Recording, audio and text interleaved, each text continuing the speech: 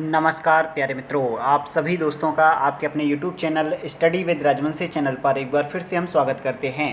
Current affairs के इस video में इंपॉर्टेंट क्वेश्चन प्यारे मित्रों सम्मिलित किए गए हैं। तो 15 अक्टूबर 2020 की इंपॉर्टेंट करंट अफेयर्स नोट करने के लिए अपनी नोटबुक और कलम लेकर के तैयार रहिएगा। और प्यारे मित्रों, अगर ये PDF आपको डाउनलोड करना हुआ करे तो आप डिस्क्रिप्शन बॉक्स में जाइए, वहाँ पर आपको लिंक मिल जाएगी, ये PDF आप डाउनलोड भी कर सकते हैं। ओके प्यारे मित्रों, यही इंपॉर्टेंट क्वेश्चन होंगे। स्टैंडर्ड आप देख सकते हैं, छत्तीसगढ़ पक्षी अभ्यारण्य किस राज्य में है, ये हाल ही में चर्चा में रहा है, इसलिए ये क्वेश्चन सम्मिलित किया गया। तो ये ऐसे ही PDF में क्वेश्चन होंगे इसी स्तर के प्यारे मित्रों, कोई नॉर्मल क्वेश्चन नहीं, पूरे के पूरे क्वेश्चन इंपॉर्टेंट होते हैं। अधिक क्वेश्चनों की संख्या नहीं बढ़ाई जाती है, बस एक लिमिटेड जो इंपॉर्टेंट होंगे वही क्वेश्चन रखे जाते हैं वीडियो में। तो वीडियो को स्किप ना कीजिएगा, पूरा ध्यान से प्रत्येक क्वेश्चन जरूर नोट कीजिए अपनी नोटबुक में। लीजिए प्यारे मित्रों, आपकी स्क्रीन पर PDF।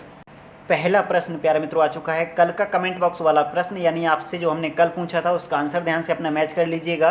निम्नलिखित में से किसे ट्राई का अध्यक्ष नियुक्त किया गया है? तो राइट विकल्प है प्यारे मित्रों आपका चौथा ऑप्शन, यानी 4 ऑप्शन आपका सही है। PD वाघेला साहब को ट्राई का अध्यक्ष मित्रों नियुक्त किया गया है। और ये डिटेल आप पढ़ सकते हैं। वरिष्ठ IAS अधिकारी PD वाघेला को भारतीय दूरसंचार विनियामक प्राधिकरण ट्राई के अध्यक्ष के रूप में नियुक्त किया गया है। PD वाघेला गुजरात कैडर के IAS अधिकारी रहे हैं प्यारे मित्रों। अगला क्वेश्चन आपकी स्क्रीन पर आ चुका है, 15 अक्टूबर 2020 का पहला प्रश्न नोट कीजिएगा।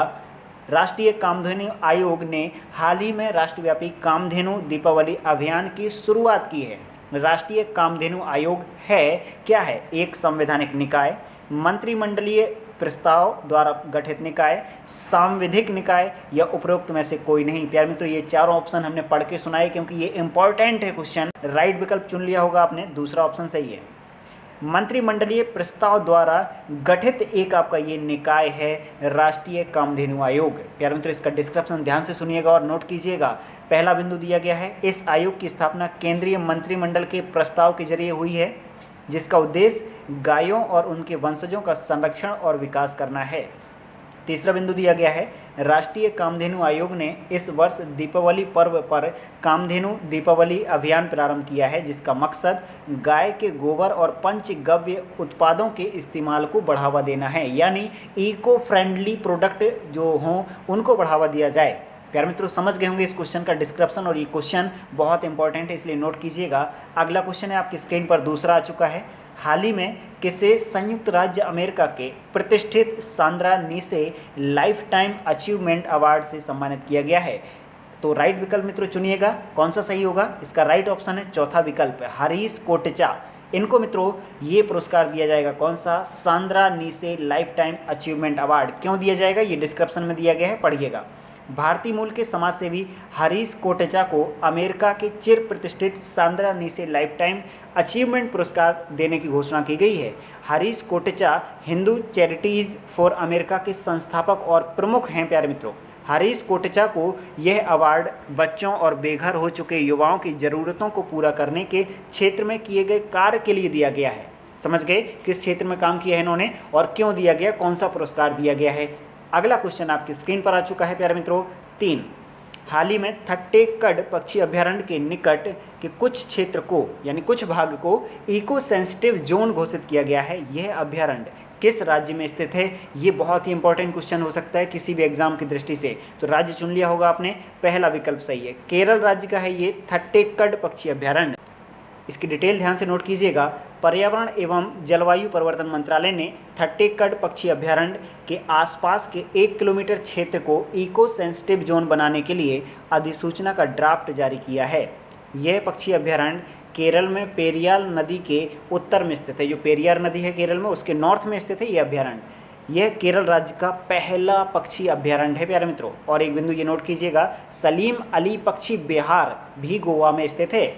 और बता दें आपको कि किसी संरक्षित क्षेत्र जैसे राष्ट्रीय उद्यान, वन्यजीव अभ्यारण्य के आसपास के क्षेत्र को इको सेंसिटिव जोन यानी पारिस्थितिक संवेदनशील क्षेत्र घोषित करने की शक्ति सरकार को वन्यजीव संरक्षण अधिनियम 1972 और पर्यावरण संरक्षण अधिनियम 1986 से मिलती है प्यारे मित्रों। इस पावर से ही ये आपका जो संरक्षित क्षेत्र घोषित किया जाता है सरकार के द्वारा, वो कर सकती है। अगला क्वेश्चन 4 आपकी स्क्रीन पर आ चुका है। बीते 11 अक्टूबर को प्रधानमंत्री नरेंद्र मोदी ने किस योजना के अंतर्गत संपत्ति कार्ड वितरित किए गए हैं? तो योजना चुनिएगा, 4 विकल्प दिए गए हैं और राइट ऑप्शन है आपका चौथा ऑप्शन। स्वामित्व योजना के तहत मित्रों संपत्ति कार्ड आपके वितरित किए गए हैं। तो देखिएगा ये डिटेल, इस योजना से ग्रामीणों द्वारा ऋण लेने, अन्य वित्तीय लाभ के लिए संपत्ति को वित्तीय संपत्ति के रूप में उपयोग करने का मार्ग मिलेगा, यानी ओपन हो जाएंगे ये मार्ग। स्वामित्व योजना पंचायती राज मंत्रालय की एक केंद्रीय योजना है। इस योजना को 4 वर्षों में 2020 से 2024 की अवधि में पूरे देश में लागू किया जाएगा। ओके, अगला क्वेश्चन आपकी स्क्रीन पर प्यारे मित्रों 5 आ चुका है। हाल ही में डेल्टा नामक हरिकेन, ये मित्रों तूफान है, चक्रवात कह सकते हैं आप, तो याद रखें डेल्टा नामक हरिकेन किस देश के तटीय हिस्से में दस्तक दी है, यानी यहाँ पर उसने बवाल मचा रखा है इस तूफान ने। कौन सा नाम है? डेल्टा नामक हरिकेन जो आपका साइक्लोन बना है, ये किस देश में है? संयुक्त राज्य अमेरिका में प्यारे मित्रों इसने दस्तक दी है, डेल्टा नामक हरिकेन। इसकी डिटेल नोट कीजिएगा। संयुक्त राज्य अमेरिका के लुइसियाना और टेक्सास जैसे राज्यों में तेज हवाओं के साथ बारिश हुई है प्यारे मित्रों, और हरिकेन एक उष्णकटिबंधीय चक्रवात है, ट्रॉपिकल साइक्लोन है, याद रखिएगा, जिसके केंद्र में निम्न वायुदाब यानी लो प्रेशर और परिधि के उच्च चारों ओर, परिधि मीन्स चारों ओर में हाई प्रेशर उच्च वायुदाब पाया जाता है। अगला क्वेश्चन आपकी स्क्रीन पर प्यारे मित्रों 6 आ चुका है। हाल ही में कौन सा देश दुनिया का पहला देश बना है जिसके 8 समुद्र तटों को पहले ही प्रयास में ब्लू फ्लैग सर्टिफिकेट प्राप्त हुआ है? यानी जो सर्वोच्च सर्टिफिकेट होता है ब्लू फ्लैग सफाई यानी स्वच्छता के मामलों में प्यारे मित्रों, वो 8 समुद्र तटों को दिया गया है एक साथ, और पहले ही प्रयास में किस देश को दिया गया है? तीसरा विकल्प सही है, भारत देश के ये 8 समुद्र तट हैं प्यारे मित्रों। हम पिछले मंथ में आपको बता चुके थे जब ये प्रयास किया गया था, यानी पेश किए गए थे कि इनको सर्टिफिकेट दीजिएगा। अब वो सर्टिफिकेट आपको मिल चुका है। तो ये क्वेश्चन फिर से हम रिपीट कर रहे हैं और इसकी डिटेल नोट कीजिएगा। केंद्रीय पर्यावरण मंत्री प्रकाश जावड़ेकर ने अंतर्राष्ट्रीय तटीय सफाई दिवस की पूर्व संध्या पर घोषणा करके बताया था कि blue flag international eco level के लिए 8 भारतीय समुद्र तटों की सिफारिश की गई थी। ये 8 समुद्र तट कौन कौन से हैं? देखिएगा, पहला आपका गुजरात में शिवराजपुर, कर्नाटक में कसारकोड और पादुबद्री, ओडिशा में गोल्डन बीच, अंडमान निकोबार द्वीप समूह में राधानगर, दमन में गोगला और दीव, केरल में कप्पड़ और आंध्र प्रदेश में रूसीकोंडा। प्यारे मित्रों, ये इंपॉर्टेंट समुद्र तट याद रखिएगा, आपसे कोई भी पूछा जा सकता है क्वेश्चन डाइवर्ट करके। निम्नलिखित में से किस समुद्र तट को जो ब्लू फ्लैग सर्टिफिकेट है वो प्राप्त है या नहीं? तो क्वेश्चन कैसे भी आए आपको याद रखना है। अगला क्वेश्चन आपकी स्क्रीन पर प्यारे मित्रों 7 आ चुका है। भारत की पहली hydrogen cell HFC electric hybrid car का पहला सफल परीक्षण कहाँ किया गया है? तो राइट ऑप्शन मित्रों चुनिएगा, इसका है पुणे, यानी पहला विकल्प सही है। पुणे में मित्रों ये सफल परीक्षण किया गया है। इसकी डिटेल नोट कीजिएगा, बहुत इंपॉर्टेंट क्वेश्चन है। वायु प्रदूषण और ग्रीन हाउस गैसों के उत्सर्जन को कम करने को लेकर तेज होती मांग के बीच भारत को इस दिशा में एक बड़ी सफलता मिली है। वैज्ञानिक और औद्योगिक अनुसंधान CSIR और KPIT टेक्नोलॉजी ने हाइड्रोजन ईंधन सेल HFC से देश की पहली प्रोटोटाइप कार चलाने का सफल परीक्षण किया है।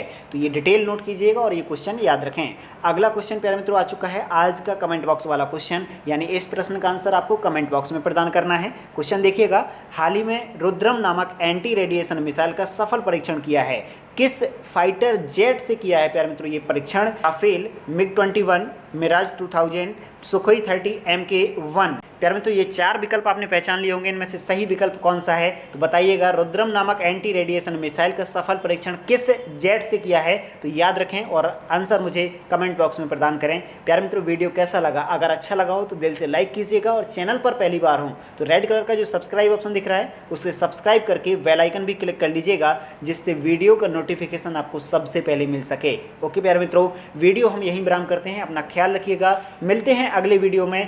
Thanks for watching video. जय हिंद, जय भारत प्यारे मित्रों।